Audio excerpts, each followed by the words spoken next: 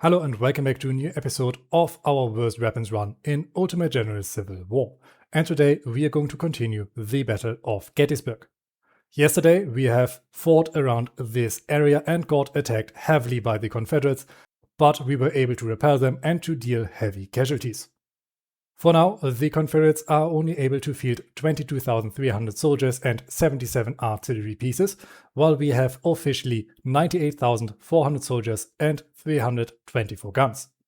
But I'm going to assume that only a third of our forces are going to be in combat today, meaning that we have roughly 30,000 soldiers and 110 artillery pieces. The 2nd Corps reinforcements took position on Carp's Hill and along Cemetery Ridge. A few brigades are dispatched to guard Emmitsburg Road, and they are in a vulnerable position and should fall back if they are overwhelmed. Confederates may attack from this direction, so we should scout the area to understand their intentions. Unfortunately, the position that these soldiers are in is absolutely untenable, therefore we are immediately going to withdraw. We have some skirmishers who are going to cover our retreat. And other than that, we are going to focus our defense around these positions, and around this small woods over here. We're going to rush Garnett forward together with Braxton. They should be strong enough to hold this gap. Garfield and Wagner are going to hold this position. Bates is going to be a reserve. We're going to get these 10-pounders back. Kite's skirmishers are going to help hold this gap, while Kite is going to be deployed over here with Blume's skirmishers over on this flank. Blume himself is going to hold this position, while Nagel's skirmishers are going to withdraw over here, and Nagel is going to hold over here. And as it looks like the majority of our forces were able to withdraw, we can now also get the supplies back that I forgot, and get these skirmishers into these positions. Enemy skirmishers have already reached our lines and were able to drive away Nagel. Longstreet is attacking us and Hood's division is spotted. Let's hope everyone arrives on time. Let's give these boys the order to move on the double, and I want these 6-pounders down here. I don't think this position is going to be attacked strongly. Enemy skirmishers have reached this gap, but we should be hopefully able to repel them. Especially since Nagel would be cut off otherwise, and these positions are not yet guarded. Let's get Blume's skirmishers forward, just in case. And let's get also Kite down. Or better, send his skirmishers. Garfield's men need to focus over here. And Nagel, I want you to open up on the rear of those skirmishers. Garfield, you're going to quickly rush into this defensive ground to hold against Anderson, who is rushing our positions. Nagel, you need to shift on the double. Braxton needs to help us hold. Nagel, hold, open up on Anderson. Garfield is most likely going to be routed. These skirmishers are running. Braxton is getting into defensive ground. Very good. And these skirmishers have surrendered. Let's quickly get them off the battlefield. Nagel needs to withdraw. Garfield's skirmishers are under immense pressure. Let's also order them to withdraw. This battle is already not starting too well. Let's get Kite skirmishers around. Garfield's skirmishers surrendered. Nagel needs to attack Bannon. Hardin is able to withdraw. Let's get Nagel skirmishers forward on the flank. I don't think we are going to see Garfield's skirmishers again. Nagel, what can I do to make you fight better? I want to withdraw you further into these woods to maximize your cover. This is initially going to cause a couple more casualties, but it is hopefully going to save your life. Bates, you're going to rush forward just a little bit. And Kite, you can get into these positions. Braxton needs to hold as long as possible. And Nagel is now in the luxurious position to shoot on the flank of Banning. Hardin struggles to get up the hill, as is to be expected. But we desperately need him back here. Can we instead order him to move this way? Maybe this is going to make sure that he is able to move up quicker. Sammy's is coming up. We need to be careful. And looks like Braxton skirmishers are going to be repelled before long. Kite skirmishers are able to move up over here to hold our flank. Can we get Bates skirmishers out to attack the flank of Benning? Once Benning is withdrawn, we have the option to send Nagel forward to the rest of our line. At least this allows us to get some early casualties on Benning. Braxton skirmishers are falling back and Major General Jeremy Nagel is wounded. Not good. Wolford is coming up. Let's abandon our attack and send Nagel on the double. Run, run, run, run, run. Wolford is coming up. I do not want unnecessary casualties under our lead.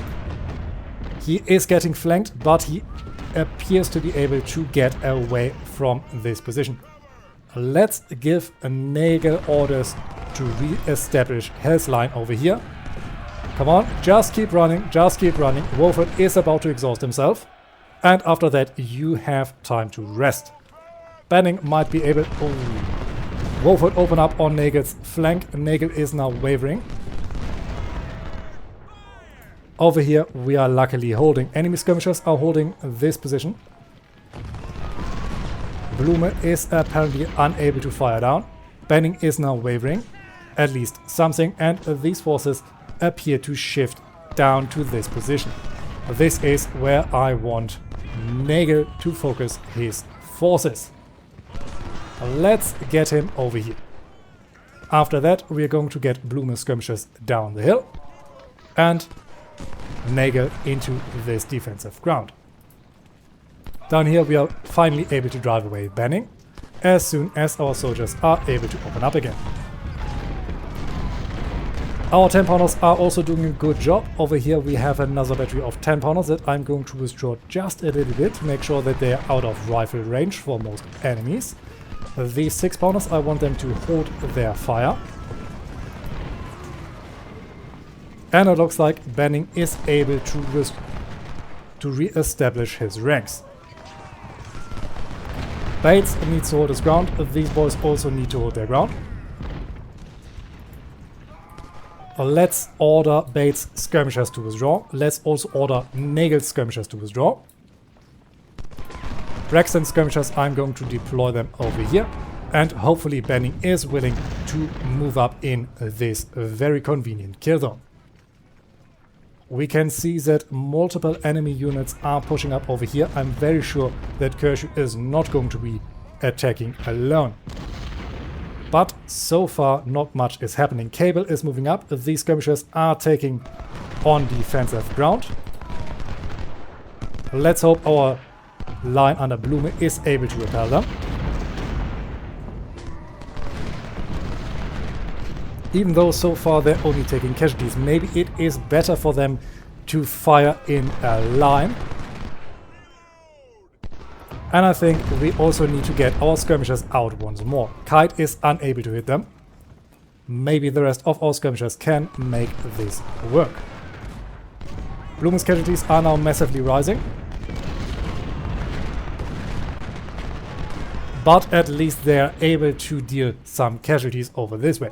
Let's order them to fall back slightly to maybe get them out of range for these skirmishers. And our other skirmishers need to deal with them. And over here, Nagel is coming up. They're completely out of condition. I'm going to order them to stop running. And I want kite skirmishers out to also help on the attack on those skirmishers. Supplies are in the area, so Blume is not running out of ammunition, but he's already taken over 100 casualties. And I would love for the enemy to attack and to throw their lives away. And it looks like Robertson is willing to do that. Let's get him. Let's get Kite's skirmishers back, so that Robertson is going to exhaust himself. Nagel, you need to double time it now. Grant, you also need to get down here to motivate these soldiers. And it doesn't look like the enemy is going to focus on this flank. Let's get Wagner and Garnett forward to attack Barksdale. Some pressure on this flank is going to help us a great deal.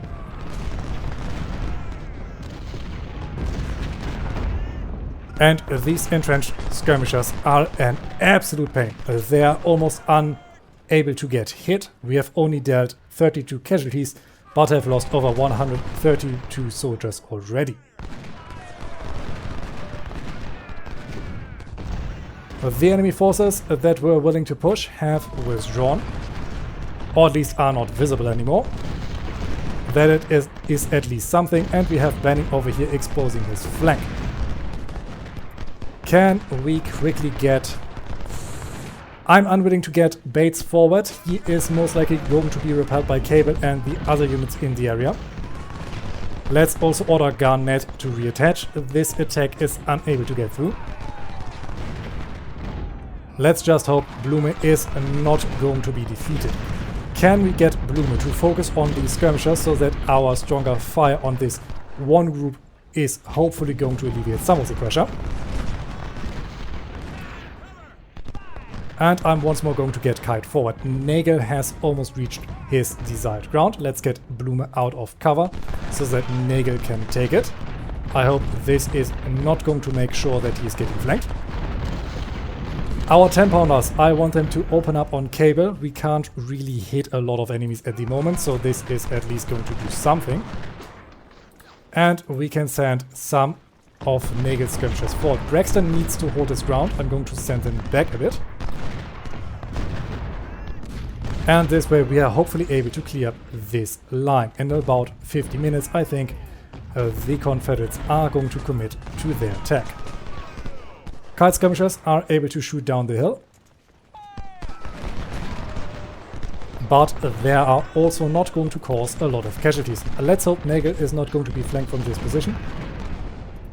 But other than that, our line is holding.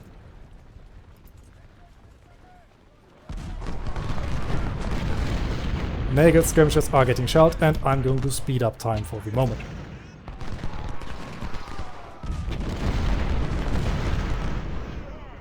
Blume already took 200 casualties. He is one of our better units.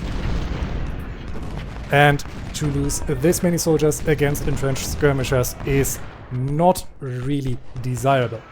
But we are finally receiving some reinforcements. Griffin is also going to be sent up this hill. He is going to be needed on this position. And we get some more soldiers. Toon, I want him to move up over here. Because we have a slight gap in these lines, I want these 6-pounders to be moved up over here to help in the fire against approaching enemy forces. Wagner's skirmishers can reattach. And I think we are not going to receive any more reinforcements for the moment. And it looks like Nagel is even able to fire down on those skirmishers. Very good. This is massively going to increase our odds. But now other skirmishers have unfortunately made it back to these lines. But it looks like the fire of these units is starting to die down. Maybe we're able to defeat them soon. Kite skirmishers are taking casualties. Enemy forces over here are prepared to open fire. Or to attack, to be a bit more precise, but it doesn't look like a lot is going to happen for now. Braxton skirmishers over here are taking one more casualties, but the same goes for Cable's battery. We are hammering down on those guns, because we lack better targets. And maybe a cannonball is going to hit Longstreet and hit him off his horse. Blume already took 266 casualties, but finally these skirmishers are routed. But we have also lost a group of skirmishers of our own. Yes, there are these skirmishers running. Very good. Let's get Kite skirmishers back. Blume skirmishers are going to be moved further down the hill to give us a bit of a better fighting position. We need to be careful that we're not getting outflanked in our rear. And I think I'm going to take these skirmishers off Garnett, because I don't really think that they are going to be used in this fight. And now we are officially in big trouble.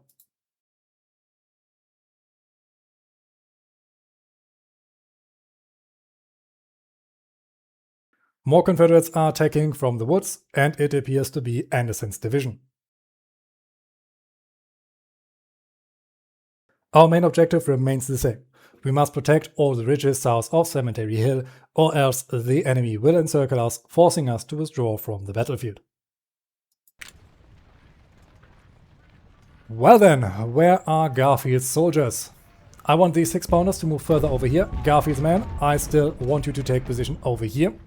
You're going to be out of the line of enemy fire for the majority of the fight. Come on, let's get down there. And let's figure out how bad the situation is actually going to be. These 6-pounders are going to help in our defense. We have supplies in the area. We have more regular forces coming up over here. Griffin is coming up behind this line to make sure that we can easily replace Blume and other soldiers. And for the moment I'm going to order Blume back into cover so that he can hopefully reach these skirmishers. Come on, get ready. You should be able to reach them from there.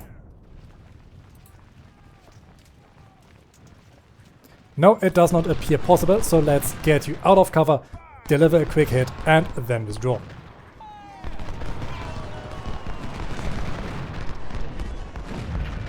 Good volley, good volley. There are 171 skirmishers who got back on their positions.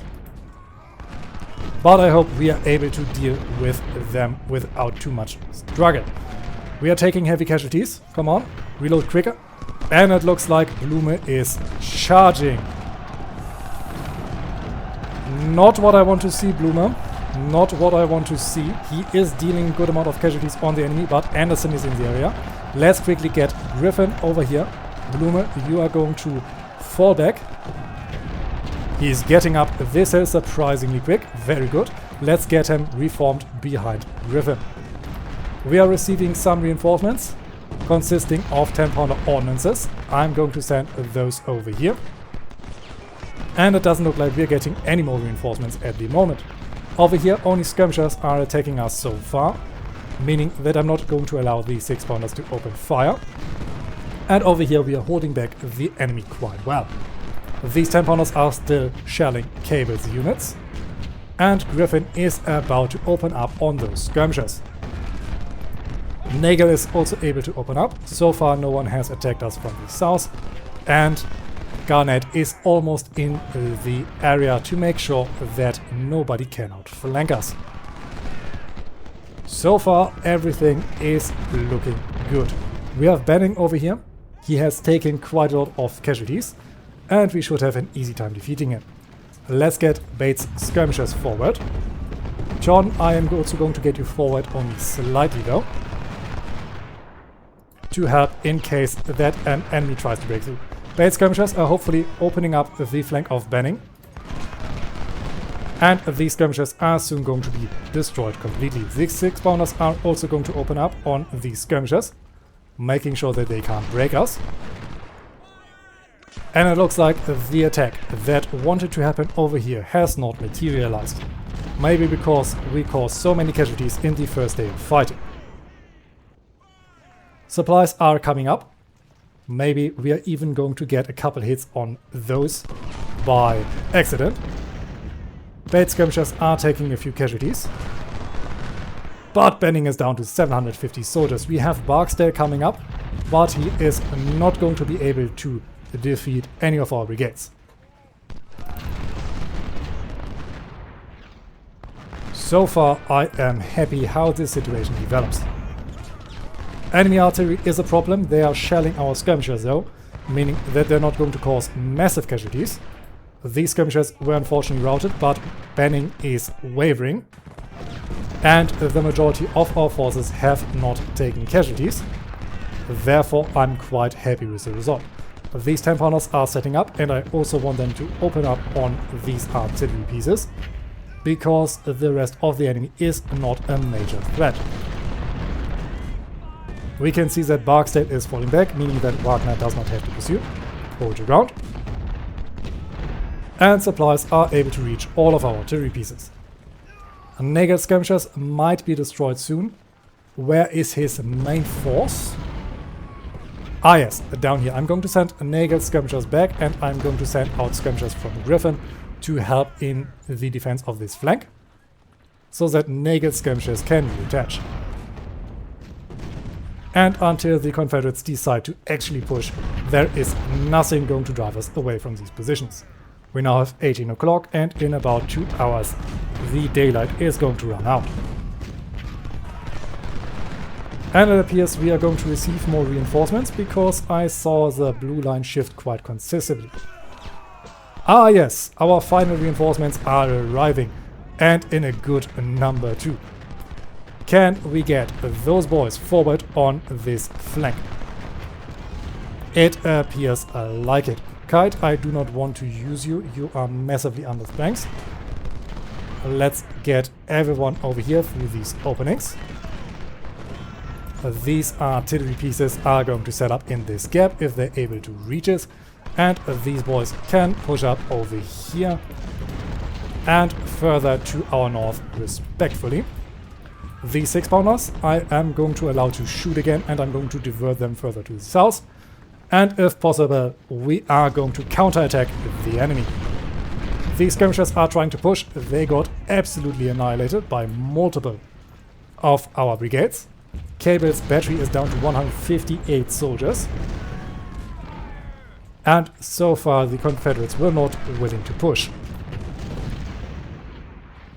Something that I can very much understand, especially because they were unable to outnumber us on any direction. Let's get these boys forward. We have to move through swampy ground, but still it is going to be worth it to hit Barksdale.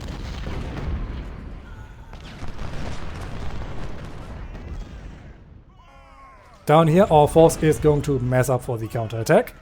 The rest of our forces are getting ready, and we can see that Posse is now taking position over in this defensive ground, but before they were even able to really deploy, we were able to drive them away. These skirmishers are about to be driven away, and they got destroyed. Posse's down to 960 soldiers. He is trapped in the water. Ah, very good. Griffin, get ready for another volley.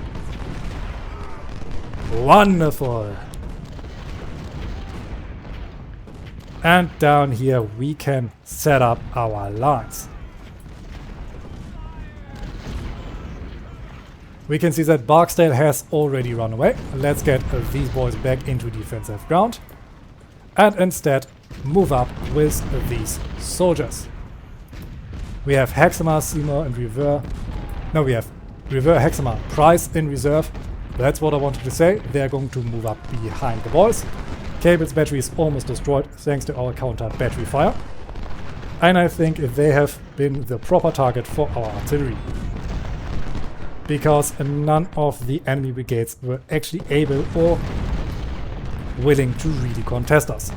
Let's get these boys forward, and we now have been notified that Pander's division appears to mobilize for an attack.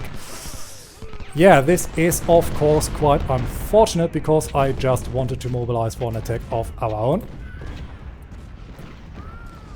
And I don't think that I'm going to let this stop us. Let's slow down time to make sure that we have the better options to maneuver. Garnett, you're needed over here. Jones, set up on Mahone. Braxton, move up on Thomas. Russell, move up on those skirmishers. Price, move up over here. Jones on the double, you are getting flanked. Garnett on the double. And now it is just a question of can we push through them quicker. These skirmishers are holding us back. Let's get Wickham forward, let's get Moody forward, and the same goes for Edwards and Page. It appears enemy artillery is somewhere around this area. No, they're actually far closer than I thought. Everyone on the double and get them. Moody, move forward. These skirmishers have been destroyed. Let's get Wickham forward as well. Anderson is opening his flank. How kind of him. Our artillery can open up and we can send Griffin forward. Over here, Banning is down to 500 soldiers. Let's get Wagner forward, and we were in this gap. How is the situation over here looking? These skirmishers are holding us back slightly. I'm sure Thomas is going to open up on the flank of some of our boys. Let's get Carroll out so that we can easier drive away these skirmishers and Mahone. Braxton is about to fall back. Let's make sure that we can reform his ranks. And these skirmishers are about to run. Come on, Braxton. Fall back, fall back, fall back, fall back. On the double, please. Over here, Banning is isolated. Let's send Wagner forward. Posse is falling back. We have found Alexander's battery and he was able to flank Moody. Wickham, get forward. Moody can use Longstreet as target practice. Wagner get forward. Oh yeah, these must be 12-pounders or 6-pounders because they're doing a lot of damage. Anderson is still on the field. Let's get Griffin in position. Let's get Wickham over there. Longstreet alone is of course able to block over 1,300 soldiers to get shot at. Laws in the area going to cause massive casualties, but we also need to deal with Alexander's elite artillery. Page, you're going to focus on Eshelman, while your main force is going to focus on Alexander. To our north, it appears that the very big scary attack got repelled. Carroll, you're going to get back into cover, and these boys are going to push forward. I want them over here. These boys are going to push over here. Stark and Rivera, you're going to need to push over here. The enemy has a lot of forces in the center. And until Banning is finally giving up fighting, we are unable to send more soldiers into the area. Alexander is luckily getting routed. Let's get Edwards forward. Moody is still not back to full morale. Anderson is running. Page's skirmishers are dealing with these enemy guns. Very good. Page, hurry up. You can shoot either Alexander or Posse. Edwards, I want to focus you on the flank of Posse while you can still hit them. Very nice volleys all over the front. And Jones and Braxton need to charge Wilcox. They have formed up to defeat us. Russell, move up. These skirmishers are running away. Unfortunately, Jones was routed, I guess, by these skirmishers and artillery fire. But Wilcox is also routed. Very good indeed. Let's push up. We are definitely going to sustain some unnecessary casualties. But if we can push up onto the enemy, why should we stop? Barksdale was trying to charge down Page, but then he noticed that he's outnumbered 3-1. Good volley from Page, but we are unable to sustain the amount of firepower that the enemy can put out. Over here we have almost destroyed another enemy battery.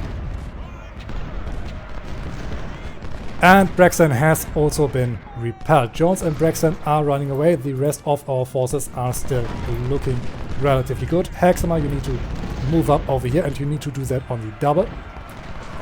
These boys need to move forward on Mahone and on Robertson. Stark and Rivera are battling with Kersey. There's Robertson in this area. Wickham was repelled, either by law or by artillery fire. Let's get Griffin forward.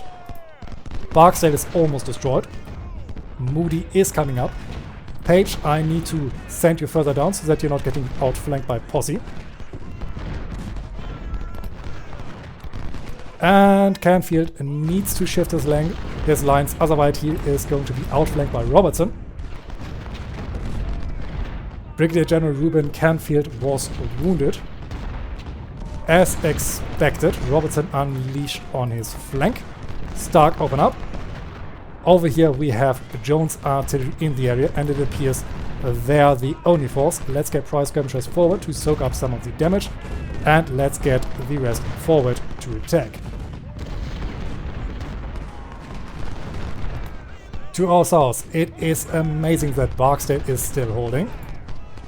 These guns are down to 77 pieces, or 77 soldiers, meaning that they have maybe 2 or 3 artillery pieces left. Edwards, get forward on Barksdale. We need to help over there. Wickham is back, let's get him forward. Griffin, get forward on the flank of Banning. And Tune can also move forward. The entire ground over here is just mud after all of the artillery has opened up. Edwards, hold your ground and open up on Law. Page, hold your ground and open up on Law. Together you should be far more than capable to defeat him. Yeah, he is already wavering. Come on, another good volley, and he is going to be driven away. Page is unfortunately taking flanking fire from Posse. Major General Wade Scales is wounded. We are losing a lot of Major Generals. As of right now, I am not sure if these are divisional commanders or the commanders of individual brigades. We hear melee fighting. but I can't find any. Jones has been repelled. Let's get these boys forward. Price can reattach to his parent unit, and we can send Russell forward together with Hexamer to attack Mahone. Brigadier General Eugene Braxton is wounded. It looks like we have to completely rebuild our officer corps after this fight. Casualty-wise, we only took 7% casualties in our 2nd Corps and 11% in our 3rd Corps. Over here, Posse has been repelled, and Barksdale is running away. Page can push forward, Edwards can push forward, and we are now working our way through Banning. And it looks like we have either lost eyes or completely destroyed the artillery down here. Very good. The Confederates only have roughly 13,600 soldiers remaining, while we have over 42,000, meaning that we are definitely outkilling them. Alexander's soldiers have reformed their lines. Page might not be able to make it out there. Moody, double time it. And over here, Banning is still able to hold. Wolford is trying to drive away Edwards. Together with artillery fire, they might succeed. Over here, we were able to rout the enemy, but Page also got driven away. Colonel Ken Jones is wounded. How is the situation in the north looking? I think it is about time that we recall these units. I do not want unnecessary casualties. Canfield can also withdraw. Yeah, Jones is routed. He must have had over 2,000 soldiers at the beginning of the fight, I'm pretty sure of that. So heavy casualties are getting inflicted by the enemy. Over here we were unable to break through, but the fight is also only 3 minutes long. So we do not need to desperately withdraw soldiers. Page, you need to come up again. We were able to drive away Wolford. Henry's artillery is in reach. Let's make sure we get some hits on them. Yep. Henry is down to 300 soldiers. We can continue fighting for a little bit. And I at least want to deal with 1 or 2 more units. Over here, Kershaw and Semis are a good target. After they are repelled, I will say this was successful. Page's skirmishers, I need you to fall back. Moody needs to fall back. Page needs to hold his ground. Very good. Over here, Wilcox is coming up, meaning that I am going to withdraw these forces. And we now have to proceed to the next day. I clicked a little bit too fast. Overall, fighting was successful, but we took a couple more casualties than I would have liked. But I think it was better to counterattack than to just sit this battle out. We now have 91,800 soldiers and 324 guns remaining in total, while the enemy only has 16,000 soldiers and 76 artillery pieces. And now it looks like they are trying to attack our far right. Early's division is fortified on Banner's Hill and seeks for an opportunity to attack. Johnson's division is fresh and did not fight yesterday. It is moving to attack Culp's Hill from this direction. We have too few troops at the moment to defend the hill. All other forces are engaged on Cemetery Hill on the left flank. Brigades of our 3rd Corps of reinforcements have been dispatched to help us out. They will arrive shortly from this direction. General, we should also worry about them making an opportunistic assault on Cemetery Hill. If we lose either of those hills, we lose the battle. Good luck. After some slight reorganization of our lines, the battle can begin. Over here our line is weakened. I have to withdraw some of our 6-pounders, and we have to get Seymour forward over here. The same goes with Garfield. Oh well, Garfield can actually stay behind. We have dispatched another unit to take over this position, to lure the enemy in to take this point. Over here we have Loomis and some reserve units, making it easy to hold this section. Snipers have been dispatched to hold this side over here, and over here we have replaced some of our weakened forces with fresh reserves. 12-pounders can shoot on Avery. I don't really care. Stafford, I'm going to send you forward slightly. And I'm going to send his main force in these woods. Mahone, I'm going to retreat you over here to be a good reserve. Miguel is going to be another reserve. And we can see that Carter is pulling up.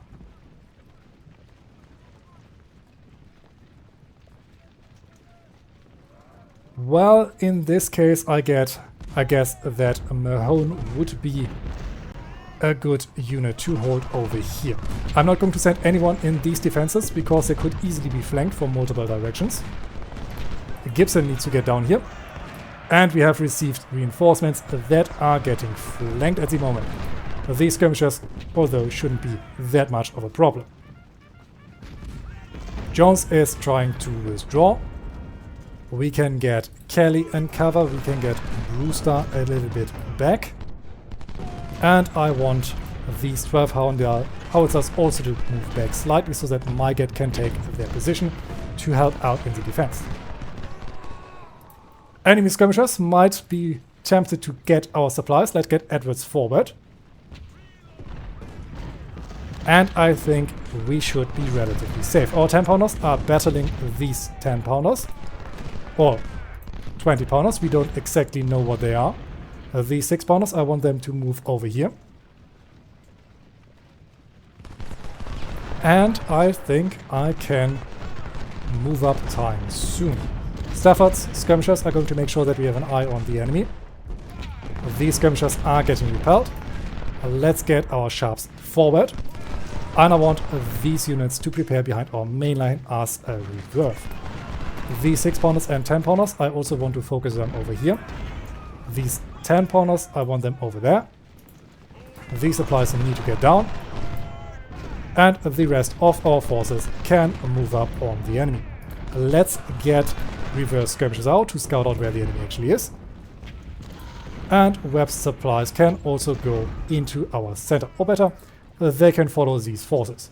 Maybe we are able to get some lucky hits on the enemy flank. We have entrenched units on the bottom of the hill. Let's get our sharps in to deal with that. Edwards needs to get forward. These soldiers are going to get into the woods. And it looks like we already heavily outnumber the enemy. They have roughly 19,000. They have roughly 14,000 soldiers while we have 35,000. But we have allegedly already lost 7,000 of ours.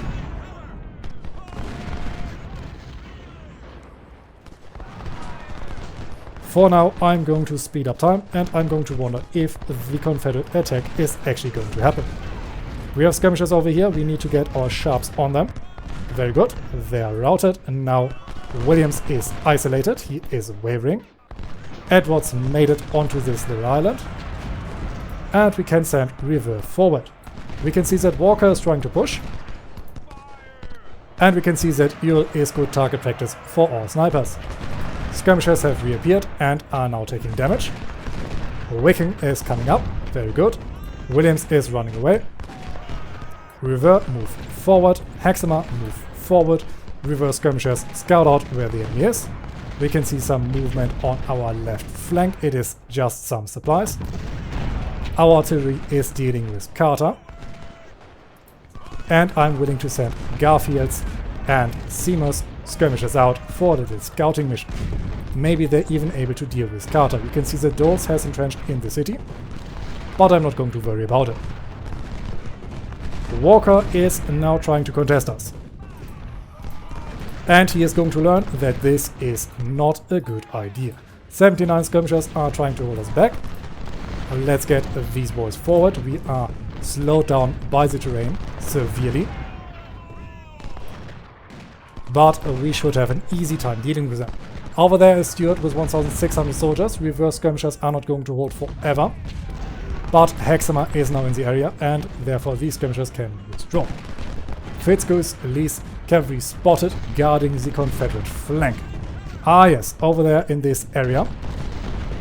In the meantime, these skirmishers are having a terrible day. There's more artillery in the area. Let's order them to withdraw, but they were able to deliver a good hit on the enemy. Where are our snipers? They're there. Let's get them forward. And I also want to get Edwards forward. Wickham can move forward. 488 casualties already, but I guess they carry over from the first day. 75 skirmishers are still in the area. And I guess we have lost sight of the 700 soldiers that were guarding this position. Manfred's cavalry wants to come in. Whiting is definitely willing to shoot him down. Some casualties dealt, but so far they're holding. There is Stewart, there are some more skirmishers, there's Williams, and the rest of our skirmishers are moving up. Edwards is coming up. We are going to destroy those supplies, and we are going to make some good moves on our left flank, on our right flank, on the Confederate left. Let's get these skirmishers back. I'm going to reattach them for now. They're getting torn to bits by artillery. There's nothing they can really do. So I guess the left flank is not going to be contested for now. Garfield skirmishers can now also reattach. I'm unwilling to send infantry's out to die just to get those artillery pieces destroyed. There are just too many of them at the moment. Hexamer is suffering from some casualties. Let's get Webb's supplies forward. Let's also get Nicholas out of cover. And these supplies are now completely destroyed. Edwards is pushing up to deal with these skirmishers. Enemy artillery is coming from this direction and is shooting on our sides. Not much we can do at the moment. Garfield skirmishers, I thought I ordered you to withdraw already. And we only have to hold for 56 more minutes. Then I think nightfall is going to end the Confederate attack. We have General Ewell in the area. Let's get our remaining forces forward. Rivera is not able to fire back. Let's order him to withdraw for... Well, I can't give Rivera the order to withdraw. And we have found Latimer's guns. Let's order our sharps to open up on them before Latimer can react. Over here, William is willing to charge. Hexamer is under trouble. Let's get Rivera over there. Come on. Reverse skirmishers are falling back to make sure that he cannot be caught by Williams. 166 skirmishers are trying to push, but we are going to drive them away with ease. Williams is now taking more and more casualties. Wickham can open up on Stewart's flank. Latimer is getting flanked by our snipers. Lee's cavalry is getting hit hard by our artillery fire. Let's redirect the fire of our 10-pounders on the Doles if somehow possible. Even if those units are entrenched, it is definitely going to be better to focus on them than on a few cavalry units. Our sharps need to follow the front to figure out where Latimer went, so that we can destroy him before we take unnecessary casualties. There he is. One group of sharps is going to deal with Latimer, the other group is going to deal with those skirmishers. Stewart should be repelled quickly. We have his flank exposed. Reverse skirmishers are unfortunately wavering now. Let's get Rivera in. And I think these units are going to take more casualties than the rest of our side. We can see that Walker is trying to push. Our sharps should be in range. Let's get them forward. These sharps are going to stop firing. They are going to try to get the supplies. They are much needed in the area. Nicholas can also push forward. Webb is delivering some supplies over in this area. Edwards, hold your ground and shoot on Walker. Sharps open up on Walker. These sharps have almost captured some supplies for us.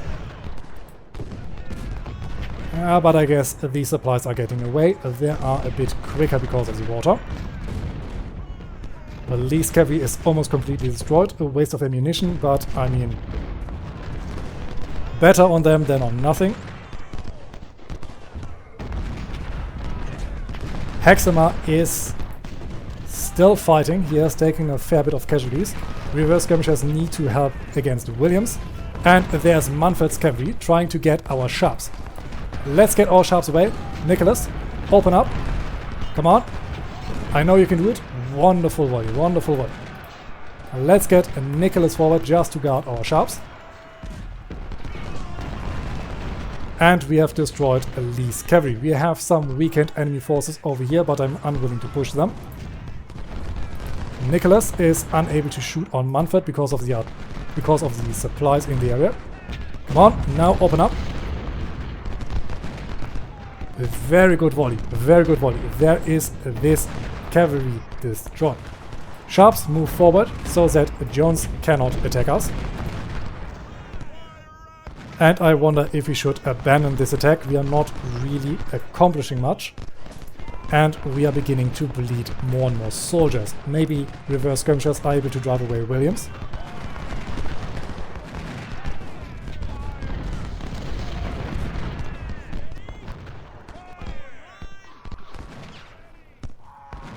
Our sharps are able to open fire. I'm also going to send Whitting down. We have 1,900 soldiers in reserve.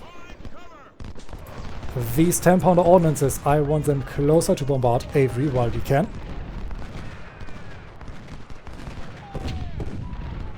These 10-pounders are shooting down on Doles, but not dealing a lot of casualties. Over here we are getting hit by enemy artillery. It must be 10-pounders or maybe even 20-pounders. And some of the ammunition has been depleted. Lyle, get over here. Down here, Edwards is falling back. Nicholas is getting torn to bits by Jones. Can we get Whittaker over? We can see that Hayes is in the area. Only 10 minutes left to hold. And enemy artillery has set up again. Can we get our sharps forward and silence them?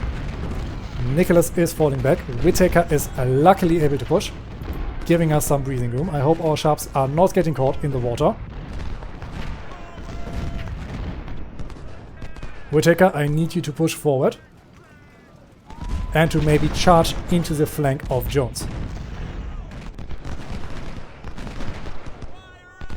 Sharps, open up. There's Latina's battery. Now we can see them. Open up, drive them away. Whittaker, you need to get closer. You have the Springfield 1842. Better than anything that the enemy has for melee fighting. Down here, Hexamer is bleeding under Stewart. Williams has not yet been defeated, even though we are opening up on his flank. And Edwards is finally able to rejoin the fight. We can finish for now. Let's do that to save some of our blood.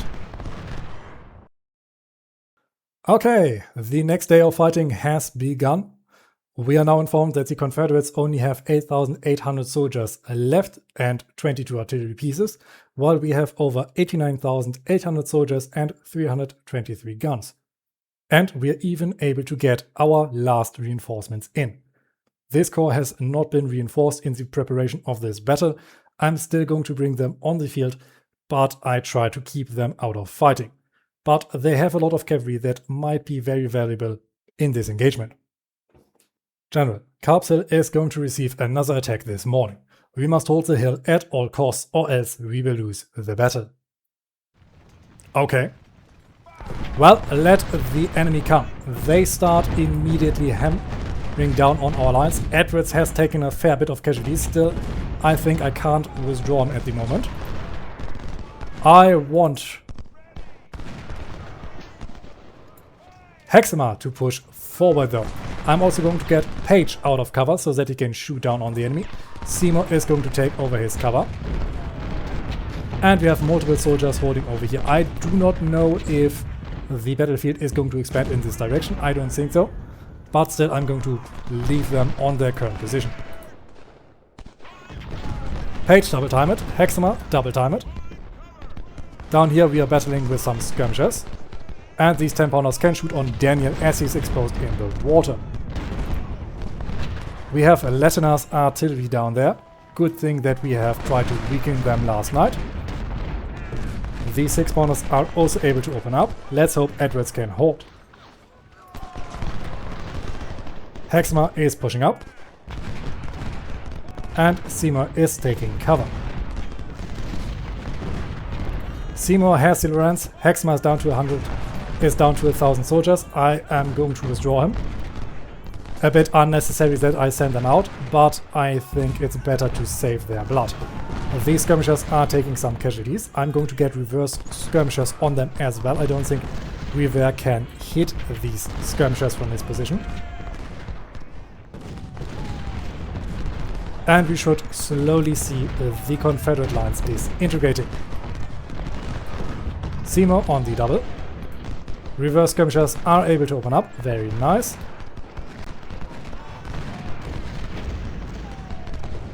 Wickham is not able to deliver a lot of casualties and is taking more than he's dealing. Let's get him out of cover. This should hopefully allow him to deliver some more devastating volleys, even if that is going to increase the casualty count. Daniel is trying to get into cover. We can see Latimer's artillery is still in the area. Can we focus our 10-pounders on those artillery pieces? The 6-pounders can shoot down. Brigadier General Bruce Edwards is killed. 10-pounders also on Latimer.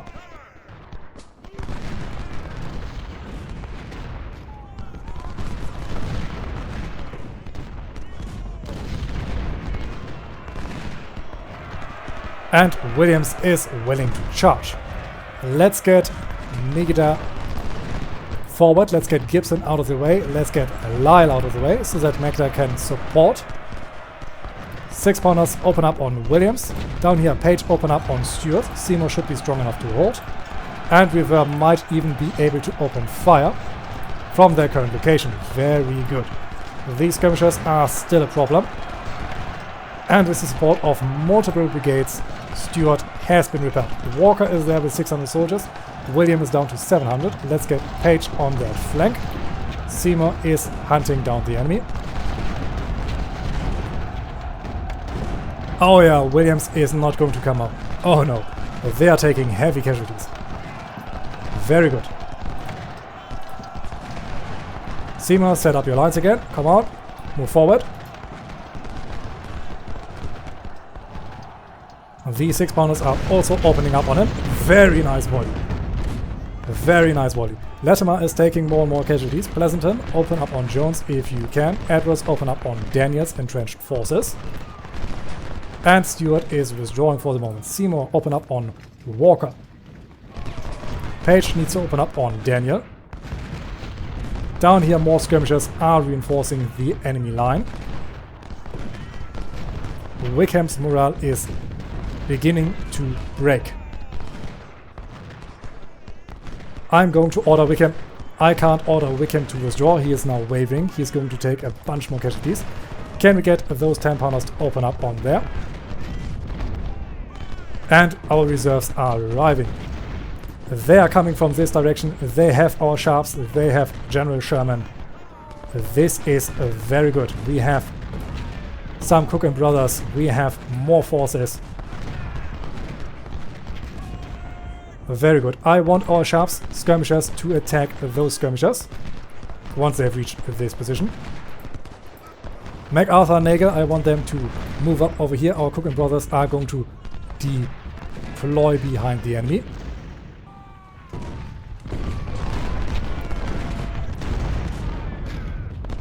And I'm going to send Looney skirmishers out to maybe get on the flank of Jones. Daniel is still holding, even though he's taking some heavy casualties. These 10-pounders need to focus again on Latimer. Latimer is the biggest threat in the area. We see that Gordon's forces are entrenched in the area.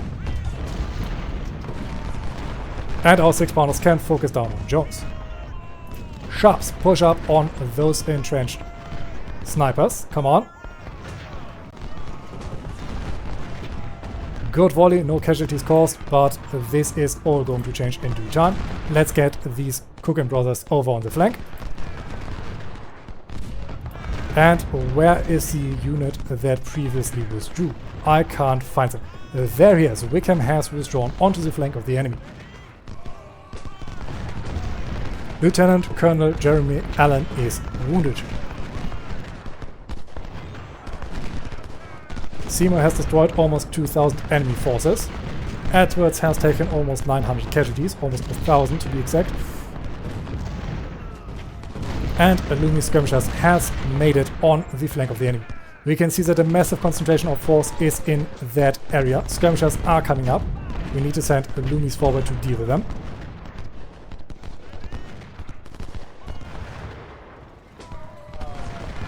And we need to make sure that a Nagel moves on the double.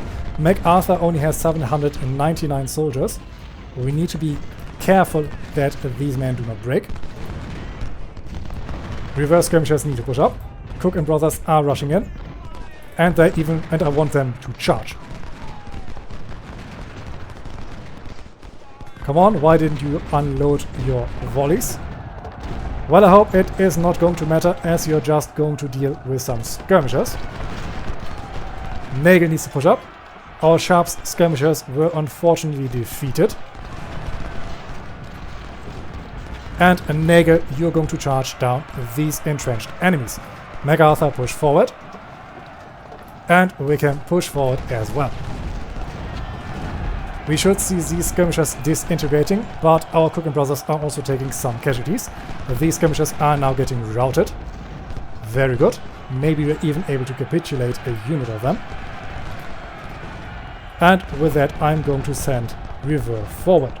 Let's send Sherman forward as well, and our Sharps were only able to kill 9 enemies. Nagel, open up on these skirmishers. Our Cook and Brothers are still trying to defeat them. They were not yet able to rout them. Come on, turn around and just shoot them. Very good. Now they are getting routed. Reverse skirmishers push forward over here. Our flank can move up. Latimer is down to 160 soldiers. Our skirmishers under Loomis are dealing with these skirmishers. They should hopefully hold this flank. And we have driven away the enemy skirmishing line. Let's get our boys to push. Reverse push up. Reverse skirmishers scout ahead. Cook and Brothers, you're going to flank. And now it is just a waiting game until this battle is over.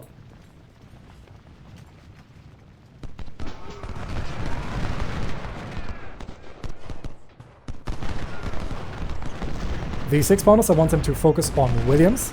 They should be on their flank. Come on. Open up. Good volley, good volley, good volley. Not too many casualties caused, but still some good fire. Brever is coming up to hit the enemy in the rear. The same goes with his skirmishers. Latimer's artillery broke completely. Williams is routing. These boys need to push. Cook and Brothers also push up. I don't think they should have anything in the area. Let's get the general forward as well. These 10-pounders can move up over here. And I don't think we are going to see any threat over here. Loomis is getting rear flanked. Maybe by Jones. Well, if Jones is willing to waste his ammunition on Loomis skirmishers instead of focusing on the enemy that is threatening him, I am more than willing to accept that. Loomis skirmishers were repelled. And we are pushing up over here. In the meantime, more of our soldiers are getting ready on this flank. They are fresh units that have not taken too many casualties. They should be strong enough to drive the enemy from there. Fitzgoose cavalry has been spotted. Let's get our Cook and Brothers back. Let's get these boys in a defensive position. And let's get our Sharps behind our lines. In the meantime, we are driving back the enemy from here.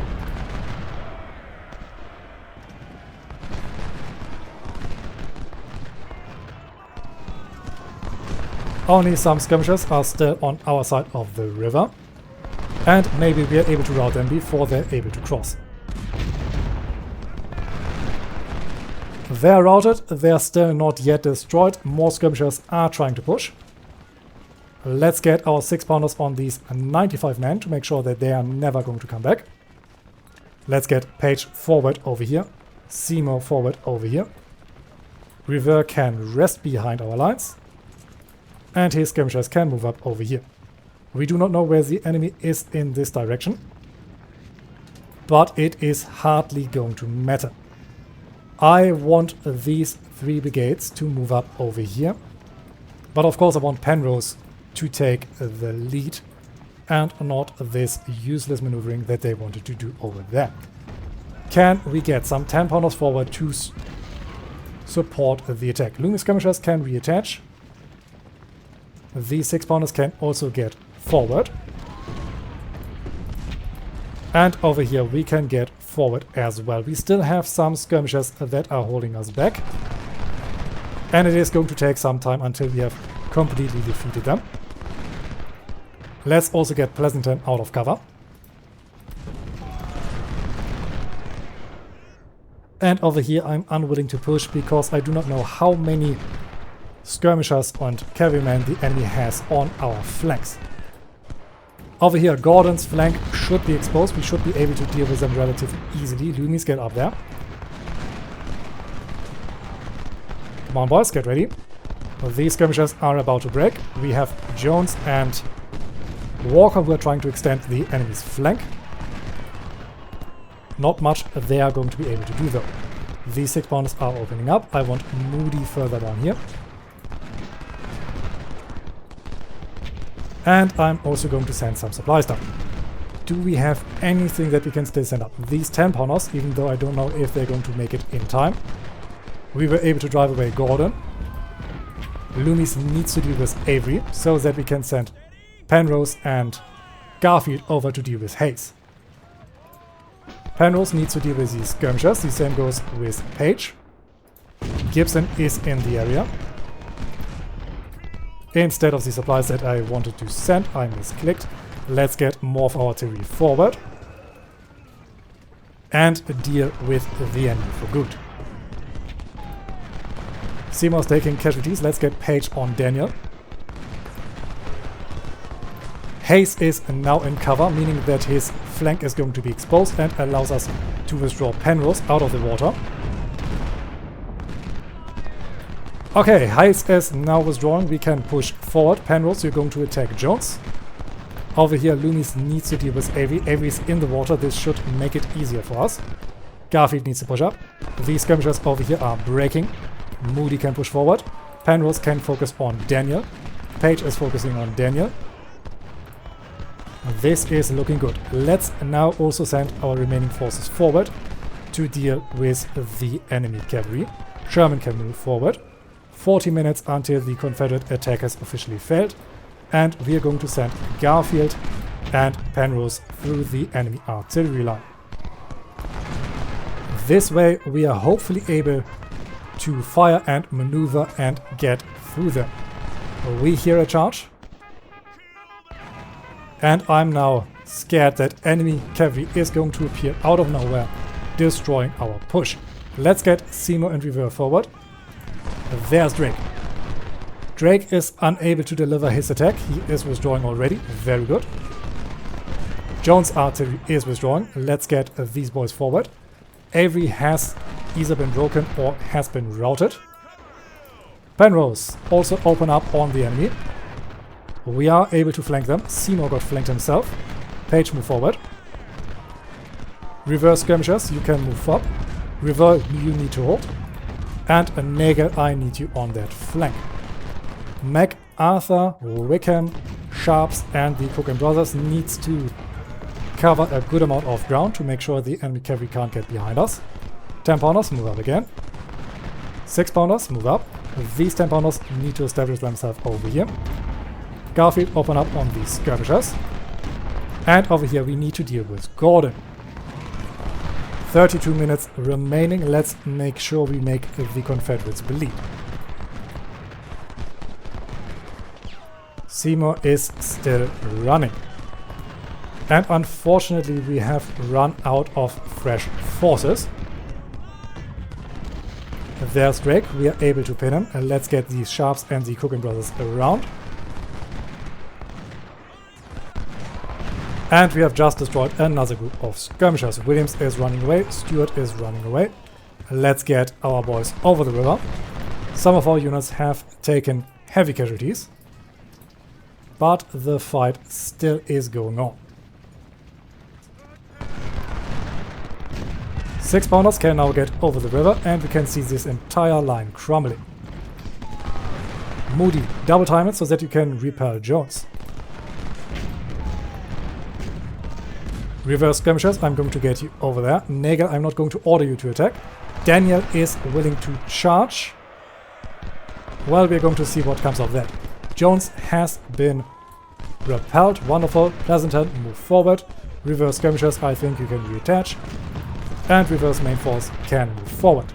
Daniel is exposing his flank as he tries to advance, and he is paying the price. Over here we are able to hit Drake. Let's get Wickham and the Sharps forward. 18 minutes remaining, and maybe we're even able to annihilate this entire Confederate side. Penrose took 700 casualties. Loomis also 700. It is going to take a lot of time to rebuild our forces after this battle. I'm sure we are once again going to take more casualties than we are able to replace. But the Confederates are going to suffer far worse, and this is going to make it worth it. Come on, Loomis. You need to close the distance so that you can charge them down. Or not. Hayes still has 1,000 soldiers. Moody needs to push up. Page needs to push up. We have Stuart, Williams and Daniel over there. Let's get these boys up. These 6-pounders up. And it looks like Drake is willing to charge down our Cook and Brothers. We can send Wickham around, but we do not need to. Drake is already withdrawing. MacArthur, push up on that river line.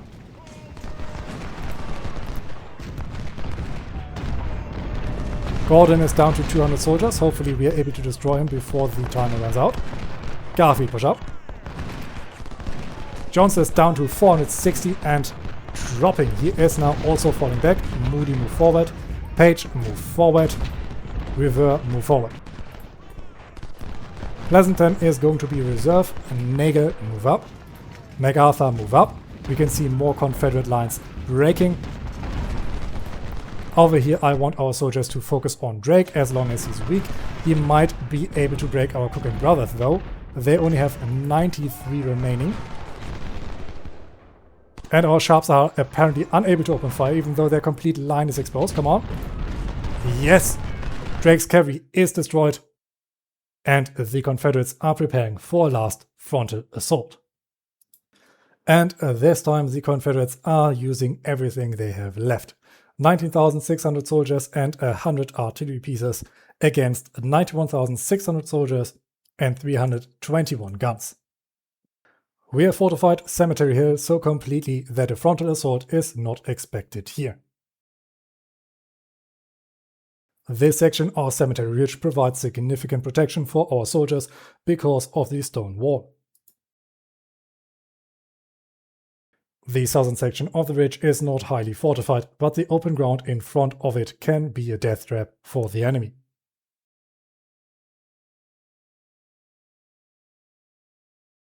Although it is not advised, we have the potential to counterattack now while the enemy is not expecting us, and capture the headquarters on Seminary Ridge.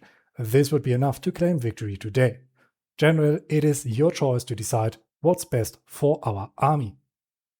The battle can begin, and we only did a little bit of maneuvering to make sure that our soldiers are in a good position.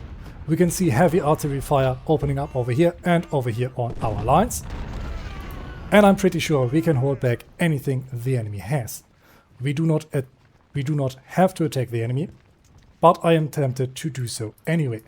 We have a bunch of cavalry now that I'm slowly getting forward. I want to figure out what the enemy has. And we have multiple strong and fresh units that can engage the enemy. Let's get these 10-pounders forward so that they can do some counter-battery fire. And let's find out where the enemy is going to attack. We have Hayes and Doles over here, and they shouldn't be a significant threat. I am willing to send Mygat and Nicholas forward to deal with Hayes, and they're going to get some support by Loomis. Dulce has over 1,200 soldiers. He might still be a threat. And we can see multiple enemy brigades preparing over there. Let's get our cavalry back for now. And hope that the enemy is actually going to commit to an assault.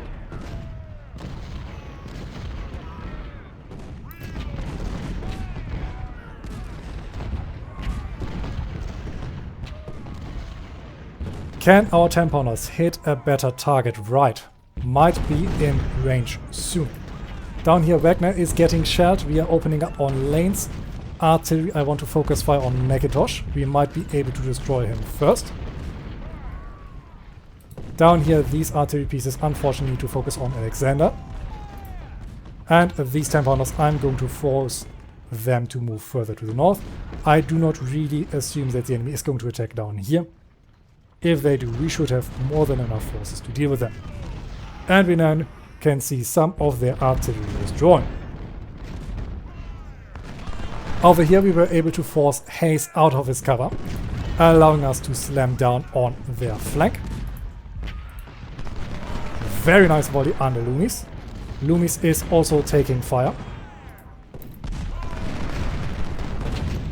And now Hayes is opening up his flank to Mygat and Nicholas, allowing their casualties to rise further. Dulce is now also leaving cover and mobilizing. Let's order Loomis to charge down on Hayes. Mygat and Nicholas are opening fire. Maybe we can catch Hayes before he's able to withdraw completely. Well, we were able to deal with a couple casualties, but nothing life-changing. Let's get our boys organized to push into town. And we can see that the enemy line is preparing down here. Enemy artillery fire is still strong, but nothing that could break us. These 10-pounders are unfortunately unable to hit enemy artillery. Our 10-pounders in the meantime can very much do that. These 10-pounders also need to push up further. And I want MacArthur to be replaced by Garnett. Garnett is still fresh and has not seen a lot of combat yet. These 6-pounders are down to 8 artillery pieces. They have taken a lot of fire from enemy guns. But they're also a freshly recruited unit, or relatively freshly recruited unit, so their losses are not that big of an issue. Down here, Hayes was able to reform his lines and Dulce is pushing up. Let's get Mygat forward. Very good. Niger is able to open up on Dulce's flank while Hayes is going to battle with his front. This should cause some heavy casualties, especially with these 10-pounders hitting his rear. 1,200 Confederates, 1,300 Confederates now have been destroyed by these artillery pieces. Mygat, move forward so that we can deal with Hayes. And it does not look like the Confederates are willing to push. I do not know if we actually have the strength to break through them. Many of the Confederate units are severely understrength, but we are going to take severe casualties if we push. I'm once more going to send out our cavalry. I hope the majority of the Confederate infantry has moved up to the center. So maybe we are able to deliver some hit and runs. Tactics on the enemy.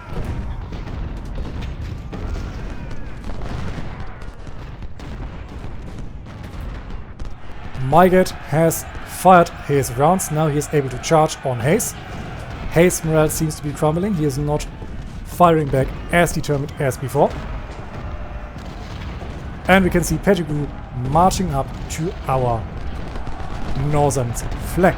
Yes, Hayes has been hit hard. He is withdrawing once again. I'm not sure that we're able to rout him.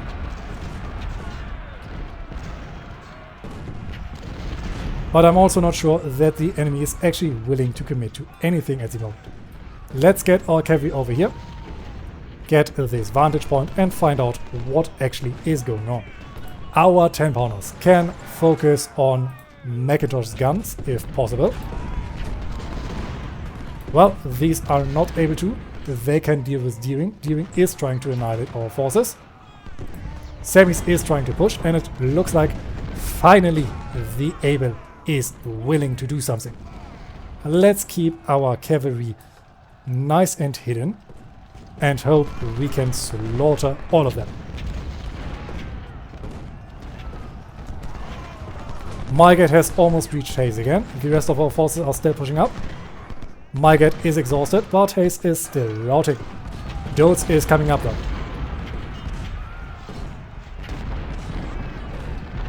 We have Sharp's snipers that I have previously not seen. Let's get them down here. They can help in the defense. And down here we can see that more enemy forces are willing to charge. Let's give everyone the hold command. And let's get these cavalrymen prepared behind enemy lines. More and more enemy forces are pushing to our north. Let's get these boys back, and let's do that on the double. Lieutenant Colonel Hazen was wounded.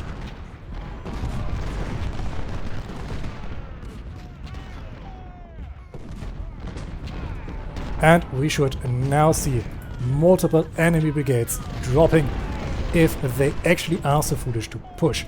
I want Bates on the double to deal with Barksdale. He only has 200 soldiers left. And over there our Sword-offs are going to attack Henry.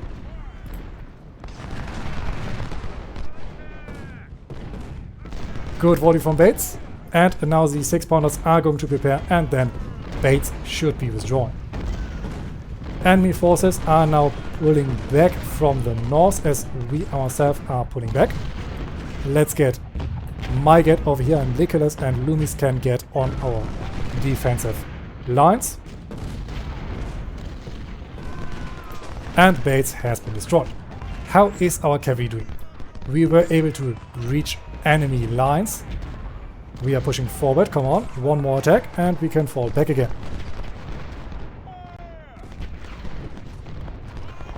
Henry is now routing, very good. The idea is that we are going to occupy the attention of the enemy artillery to make sure that they cannot easily hit us. Colonel Carl Polk is wounded. Enemy forces are pushing up. 10-pounders open up on Kemper. Sherman get back a little bit. Scales needs to get ready. These 10-pounders and 6-pounders are getting ready to unleash fire on the enemy. And with our 6-pounders over here, we should also be able to do a good number on the enemy.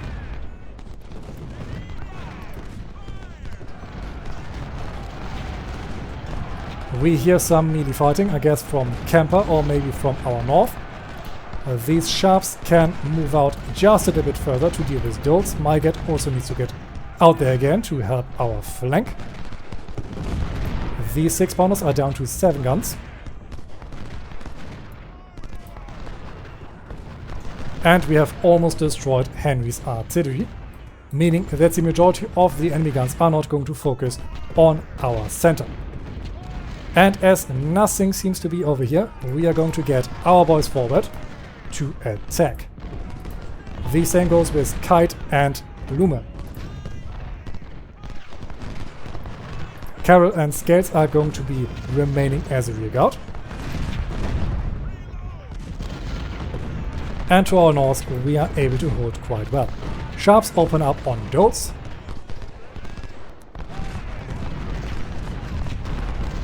And we can see down here that Wright wants to push. We are now going to bleed out the remaining parts of the Confederate army. Let's get our cavalry forward again.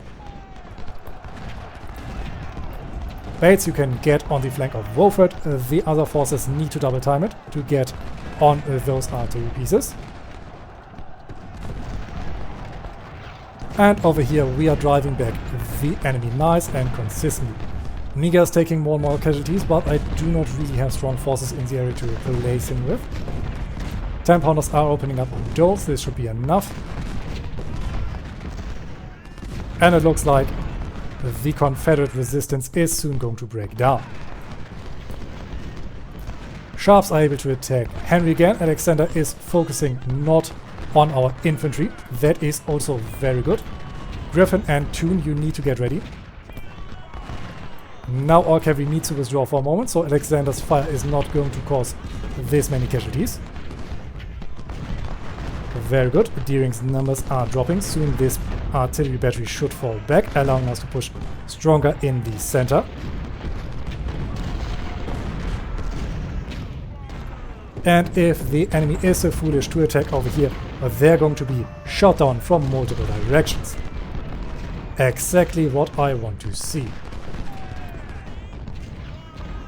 Brigadier General Alfred Pleasanton is wounded. Let's get our infantry closer to the enemy lines. We are going to just send them through their artillery and deal with them on the way. We are going to push up over here. And I'm not sure if it is worth it to deal with the enemy headquarters or if we should just try to inflict as much casualties as possible and then call it a day. I guess we are going to decide that on the way. Kershaw is now routing, very good. Enemy artillery line over here is still strong. Let's get Griffin focused and tune on Alexander. Over here we dealt with Henry's battery. Let's get our sword-offs and our sharps on Deering.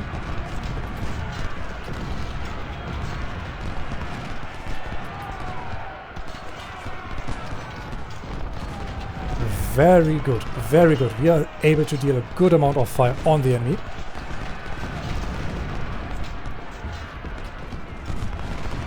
And I think it is now time to send these boys forward as well. Over here a lone brigade is still willing to push. And over here we are holding back the enemy nicely. Let's get these sharps back so that they're not getting attacked. And these boys can also set up just in case.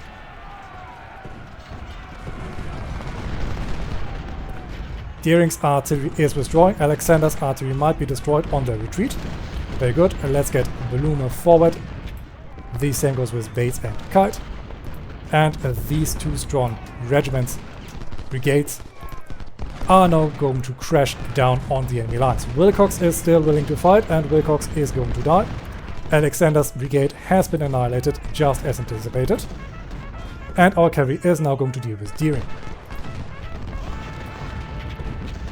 Wolford is still willing to resist, and our cavalry might have to retreat because 3 enemy batteries have set up to deal with them. Let's get them back for the moment.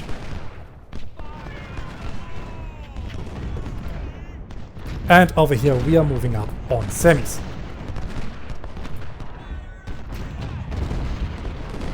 Yeah, Wilcox is getting torn to pieces. Garnett is going to have an absolute field day if they get in range, but it doesn't look like it.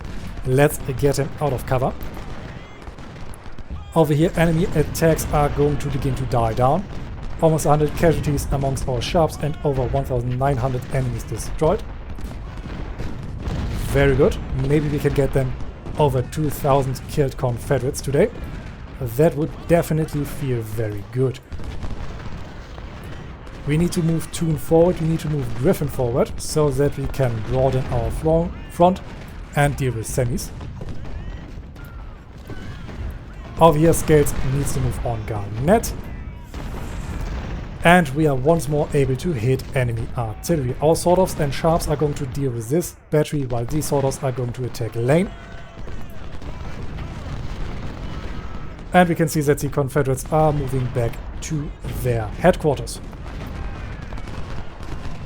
Good volleys, now fall back. Wolford has regained some morale, but he is now routed because he opened his flank and we are going to push forward on Bates.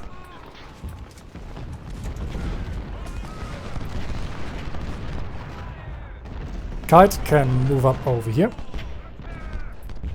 And Garnett can also move up slightly. Over here we are still doing quite well. Our sharps were able to destroy over 2,000 enemy forces.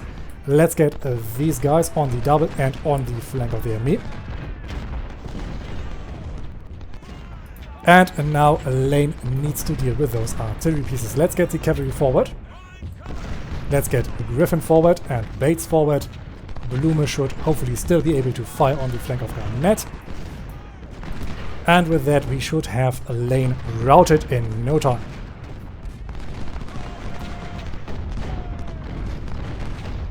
Very good fire, very good fire.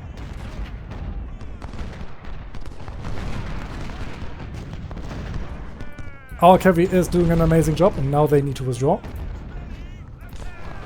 And let's get Bates forward slightly. Carroll needs to move forward.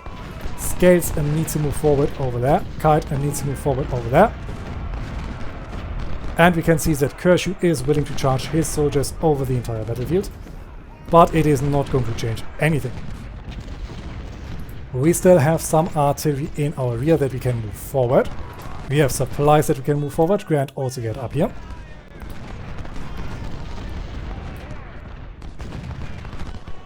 And I think, if possible, I do want to take out the enemy headquarters. Let's get these guys up.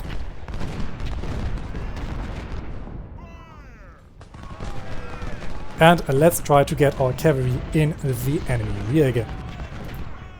Over here we need to move forward. McIntosh is otherwise going to tear through our soldiers. And we also need to get Carroll, Scales and Kite up. They need to deal with Armistead. We now have heavy enemy resistance in the area.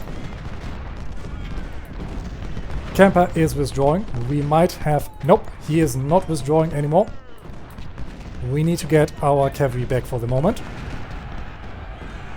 But looks like we were able to bait Kemper to charge our cavalry, even though he's not going to be able to reach them. Yeah, there is Kemper running after our cavalry. We can see more enemies running over here. Let's get the boys pushing.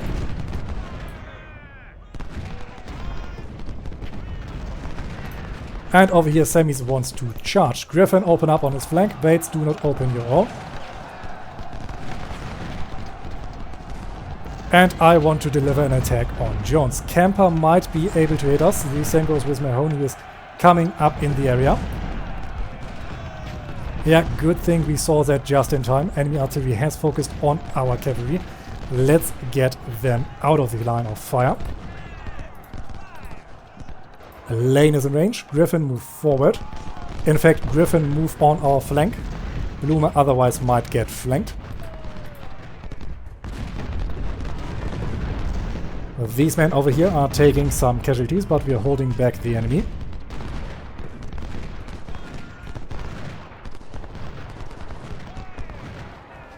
And we have another good target for our cavalry. We have multiple batteries over here and some supplies that we might be able to secure for us.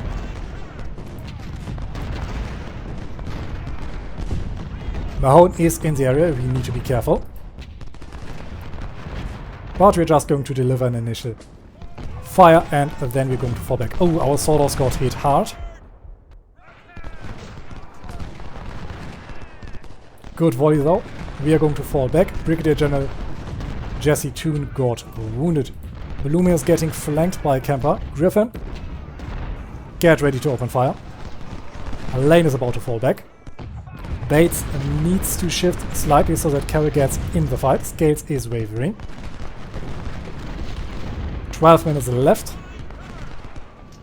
We are still winning this battle even if we are unable to win the enemy's headquarters, so that is definitely not going to be a massive problem for us. Definitely going to be... would have been better if I have not committed to an attack that we are unable to win, if we want to preserve our manpower, but we are already deep in the fight. Over here Confederate unit broke. Scales is wavering. Our artillery is setting up. Let's get Grant forward. Let's get these supplies forward. And let's get our cavalry down on Nelson. Nicholas is dealing with Carter. Loomis is dealing with Iverson. The same goes with Mygat.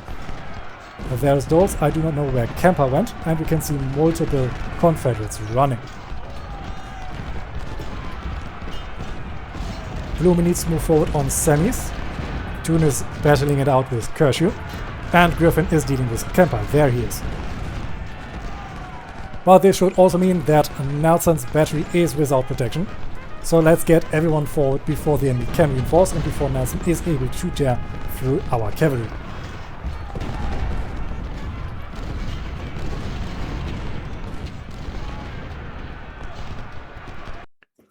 And once more we have to proceed to the next day. I thought this would have been the last day of the battle and therefore didn't commit too many of our forces for the attack on the enemy center.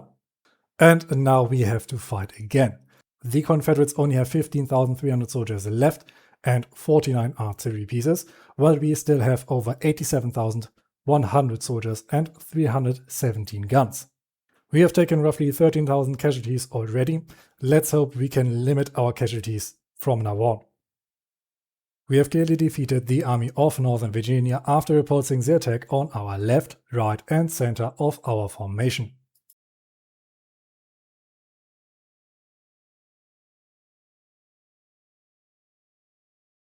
We may now retaliate, attack and destroy them before they manage to get away.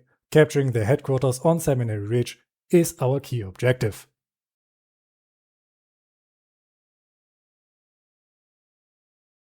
Our units on the left flank can be used to flank the rebels.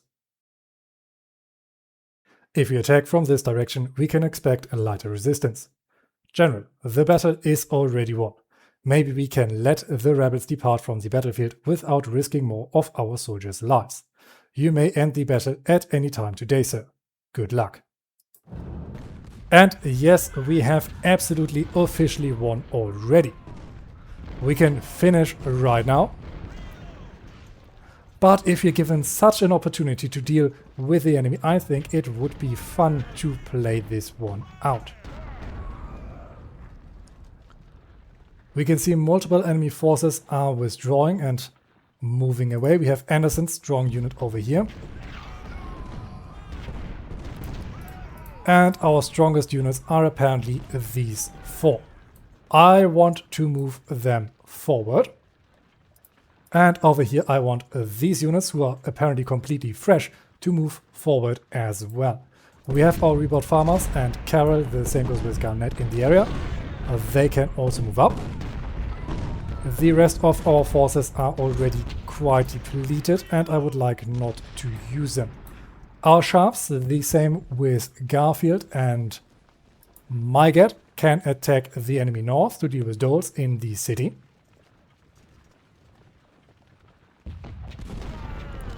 And I also want our cavalry to get moving. Where are they? They're there. We are going to get them down here. We should hopefully be able to outflank the enemy. Our Cook and brothers are going to rout from the battlefield. They only have 86 soldiers left. I do not want them to get killed by some artillery fire. And down here we don't really have anything that we can use to push forward.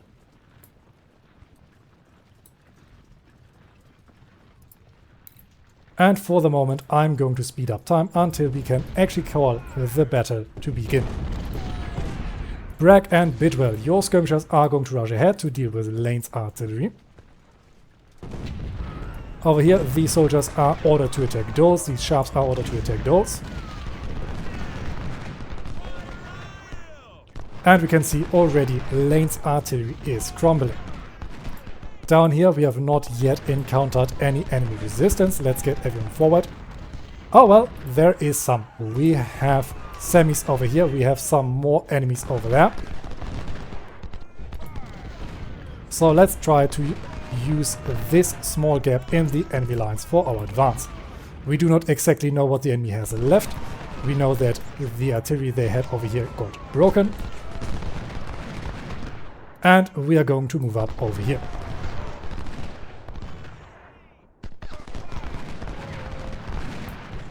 Kite might and needs to withdraw. He is taking some heavy casualties from the fire of Robertson. Toon is getting in the area. Do we have artillery that we can use? We only have some 10-pounders. Let's get them forward to fire on the enemy. And we can use our cavalry to get through the lines of the enemy. Let's get Griffin forward. Bragg can deal with semis. Bidwell can move forward on Garnett. And up here we have some 6-pounders that we can get out of cover, some 10-pounders that we can order forward. And over here we have even more artillery that we can command to push. Doles is still holding the city. Let's order Mygate to charge. He is heavily outnumbering the enemy and should be able to rout him. And we're going to get Garnett and Carroll forward on the objective. Their skirmishers should be able to scout out what's lying ahead of us. Rebound farmers are moving forward. We see Lang over here. We see Garnett over here. Some more enemies are holding up over here. And these forces are not yet really pushing. Our cavalry, I want them to move up behind our main force. There's no real way they can flank.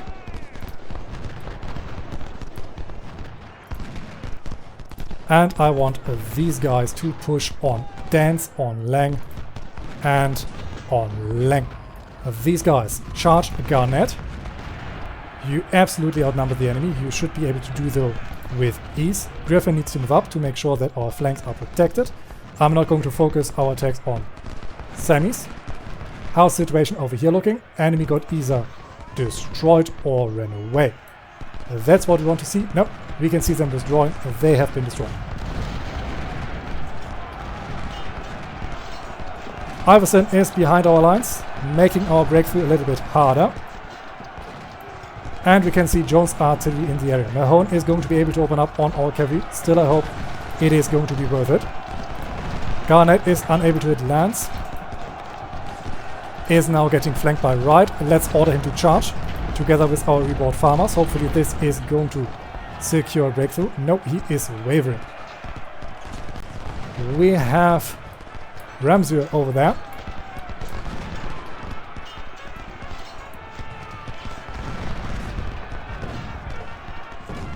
And appears Jones' cavalry is willing to deal with our own cavalry. Let's order our cavalry to fall back. Some Confederate forces are running. Very good. Let's refocus our soldiers to this area. Sahel needs to deal with Jones. And he needs to double time it before we are all getting outflanked. Iverson should be broken soon. Our rebound farmers are about to be driven away. Garnett is still running. Not the glorious sweeping victory I had envisioned, but we are going to deal with it. Jones is now taking casualties. Griffin is coming up and is hopefully going to be able to deal with them. Come on the double. And more of our forces are coming up. These forces are apparently willing to stay south. I cannot blame them. And this unit was destroyed. Let's get our guys behind the enemy defensive line. Garnett was able to reform his line. Our sharps are able to open up on the right. Mygate and Garfield are coming up. And our artillery needs to move closer to the enemy line. These 10-pounder ordnances can also get closer. Jones' artillery has been repelled. Let's make sure that Sahel stays where he is. Breck, you need to get on the flank of Lang. Bidwell, double time it to get Nelson. Bidwell skirmishers, you can reattach. And still doesn't look like these forces are going to move. Very nice for us. Mygate is going to take even more casualties. And Breck is now going to open up on the flank of Lang. Bidwell, open up on Nelson as soon as possible. Come on, 1 or 2 volleys and Nelson is going to be dealt with. He is down to 69 men. Very nice. Jones is setting up on our rear, but there's nothing really that we can do against that. I'm not willing to sacrifice more of our cavalry. They are not going to be able to break through. And I'm not willing to sacrifice more of these units either. Casualties are way too high as they already are. These artillery pieces have been destroyed. Dance is still there, doing a massive number on us. But we should be able to get Bidwell behind the enemy lines to either distract or destroy Dance. Bidwell skirmishers, I'm also going to send you around. Garfield is able to get up there. Garnett skirmishers can reattach. 6-pounders are almost in range to drive away the enemy. And our rebound farmers can also move forward again.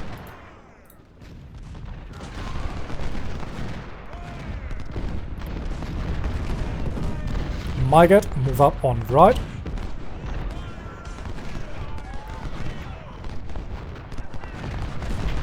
And if Bidwell would be under better condition, I would order him to charge Dan's or Lang's rear. There is Dan's wavering. Very good. Bidwell, you're now going to focus on Lang. Bidwell, skirmishers can focus on Dan's. Bragg can focus on Lang.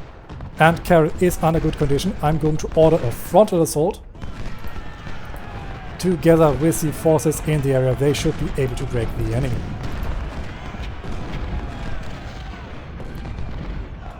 Can Bidwell also charge? No, he cannot. But maybe he can walk into the enemy. Ah, that was not necessary. There, the enemy is beginning to fall back. We can see something over here. Nope, it is still the enemy defensive line that is unwilling to move. Some supplies are moving in the area. Still tempted to capture them. Let's not do this though. Jones is waiting for that. He has his battery present on our flank. Bidwell now move forward. Our reboards can move forward. As soon as right is gone, we can overrun the enemy headquarters. Garfield, charge. All of our artillery focus on right. Carroll, push forward. And with that, we have almost done it. Quick check that all of our positions are still well established and holding. Yes, there is nothing going on our flanks and behind our lines. We are now contesting the objective. Right is falling back. We are securing Seminary Ridge. And we have to hold it for 19 minutes to officially claim victory. And now we can also use our cavalry again. And we are going to use it to hunt down retreating enemy forces. I have the feeling that I have lost one of our cavalry units. Or at least I can't see them anymore. But if they have been destroyed, their casualties are easily replaceable. We can see that more forces are over there. There's also some strong artillery. Let's not push too hard. Let's get these guys into cover.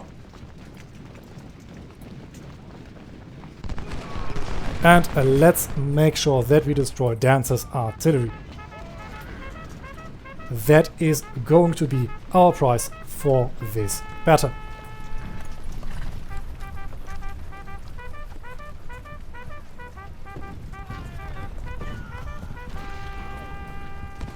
Our sharps are rushing in. 185 men are remaining. And we should now be able to annihilate this battery with ease. Garfield, push up just a little bit so that you can get into range.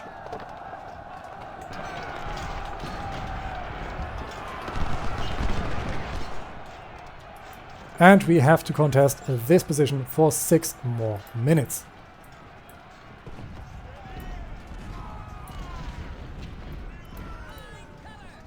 As this battle is now pretty much over, I'm going to speed up time until it is officially over. Our cavalry can try to get some supplies, but it is too late for that. And with that, we have now won the Battle of Gettysburg. At the beginning of this battle, we had an absolutely massive army, with over 89,200 infantry, 2,200 cavalrymen and 287 guns. And after this very long battle, we have suffered over 23,600 casualties amongst our infantry and 900 casualties amongst our cavalry. We have also lost 21 of our artillery pieces, and we have 506 soldiers who have surrendered. On the Confederate side, they had 59,200 infantry, 3,900 cavalrymen and 209 guns. And they have suffered over 41,700 infantry casualties and 878 casualties amongst their cavalry. And we were able to destroy 131 of their artillery pieces.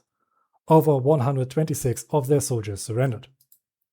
We have achieved all of our goals.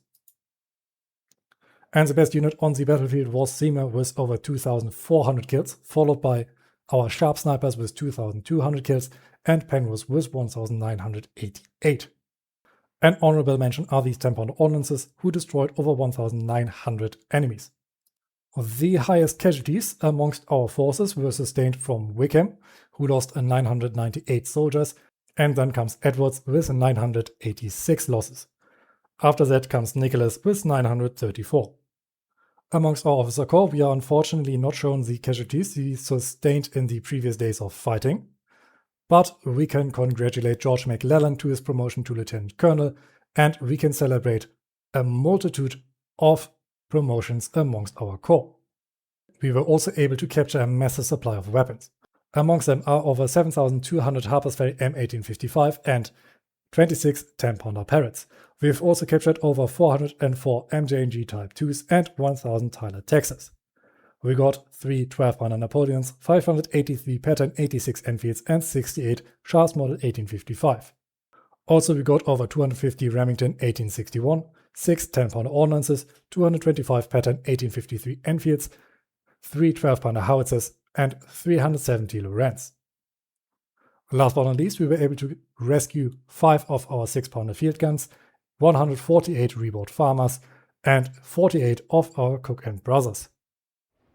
And to round everything off, we have received 2 more career points, 30 reputation, and $225,000. We also got 11,300 fresh recruits, and we were able to exchange our prisoners for 134 additional recruits. Unfortunately, some of our divisional commanders have been killed or wounded, and we can see that some of our soldiers didn't even make it onto the battlefield. Our second corps looks like it got beaten up pretty hard, and our third corps also suffered surprisingly heavy losses. They've also lost one of their divisional commanders. And we unfortunately have to mourn the loss of our shock cavalry that has surrendered, and of one of our units that had the sawdust. They have also been destroyed, but I don't know when. But all in all, this has been quite the successful battle. In the next episode we have to fight in the Battle of Bayou Forge, and we have to slowly prepare for the Battle of Chickamauga. But this has to be it for now. I thank you all for watching, and I hope you have enjoyed this episode. And until we meet again, I wish you all a great time.